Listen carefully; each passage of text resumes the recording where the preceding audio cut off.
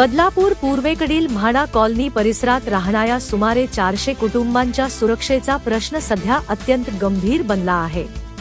BSUP योजनेअंतर्गत सुमारे 15 वर्षांपूर्वी उभारण्यात आलेल्या सुमारे 20 इमारती आज अत्यंत जीर्ण अवस्थेत पोहोचल्या आहेत। छताचे स्लॅब कोसळण्याच्या घटना, भिंतींना पडलेल्या भेगा आणि पावसाळ्याच्या तोंडावर उभा ठाकलेला धोका यामुळे रहिवासी सतत भीतीच्या छायेखाली जीवन जगत आहेत। या इमारतींच्या उभारणीनंतर आजपर्यंत कोणतीही मोठी दुरुस्ती किंवा देखभाल करण्यात आलेली नाही। परिणामी कालांतराने त्यांची रचना कमकुवत होत गेली आहे।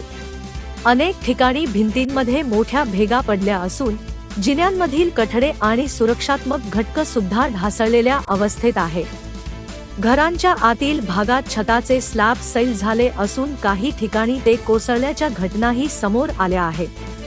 सुदैवाने आतापर्यंत जीवितहानी टळली असली तरी भविष्यात मोठा अपघात होण्याची भीती नागरिक व्यक्त करत आहेत।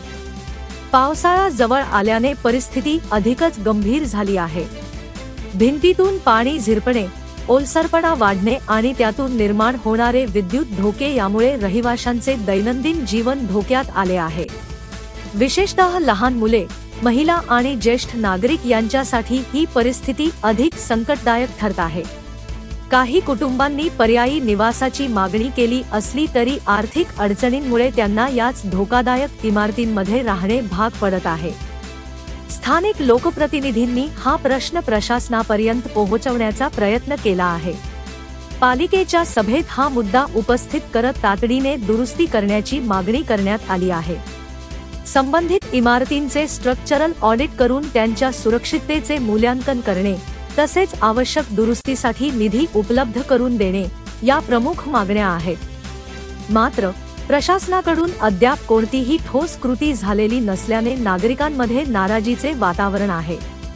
वारंवार तक्रारी करूनही प्रत्यक्ष कामाला सुरुवात झाल्याने स्थानिक रहिवासी संतप्त झाले आहेत। भविष्यात मोठा अपघात घडल्यास त्याची जबाबदारी कोण घेणार असा सवाल उपस्थित केला जात आहे। परिस्थिती सुधारली नाही तर नागरिक आंदोलनाचा मार्ग स्वीकारू शकतात अशीही शक्यता व्यक्त होत आहे।